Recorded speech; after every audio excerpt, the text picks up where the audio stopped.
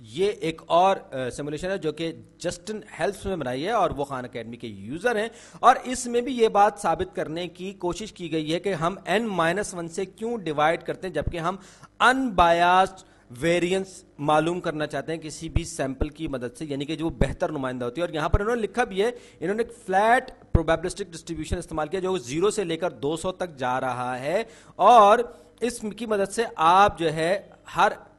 Sample का size 50-50 लेते हैं, छोटे सैंपल साइज इसमें नहीं लिए जाते। और इसमें आप ये देखिए क्यूमुलेटिव बायस वेरिएंस जो है ये इसमें आपको हर एक में मिलेगी n से डिवाइड करने पर n-1 और n-2 से। तो अब आप एक एक करके सैंपल अगर शामिल करना चाहें तो आप ये बीच का बटन दबाएंगे और उसके बाद हर एक में आपके पास चीजें कैलकुलेट होकर आ जाएगी। ये देखिए एक एक करके आ रही है, और अगर आप तेजी से जाए तो इसको आप दबा के रखेंगे बराबर वाले बटन को, तो ये देखिए ये चलता चला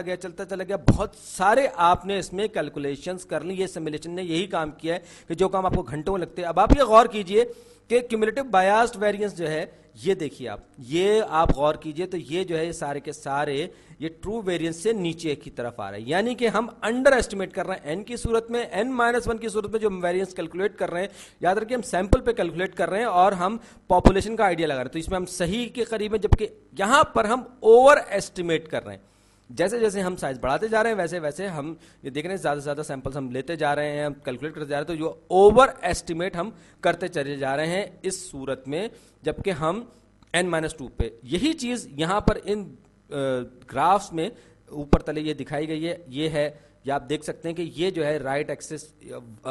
एक्स एक्सिस या हॉरिजॉन्टल एक्सिस जो है इस पर हमारे पास वेरिएंस डिफरेंस है, जबकि वाई एक्सिस पर जो है वो difference from true mean, sorry x axis पर जो है वो डिफरेंस फ्रॉम ट्रू मीन है और वाई एक्सिस पर हमारे पास वेरिएंस डिफरेंस है। और यही चीज जो है इस जो हम लेफ्ट वाले ग्राफ में देख रहे हैं वही चीज हमारे पास राइट वाले ग्राफ में हमें नजर आ रही है। और इसमें हर बारी आप जो इसको ये जैसे ये n है इससे आपने इसको डिवाइड करके आपने इस वेरिएंस डिफरेंस को निकाला, यानी कि ट्रू पॉपुलेशन वेरिएंस की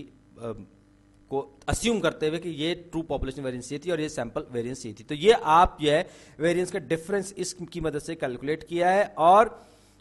यहां पर आप ये देख सकते हैं कि जब आप n से डिवाइड कर रहे थे तो आप नीचे ही नीचे चल रहे थे, यानी कि आप एक्चुअल वैल्यू जो थी वेरिएंस की आप उससे नीचे थे, या यूं कहिए कि आप का जो पॉपुलेशन मीन जो आपका था उससे आप कम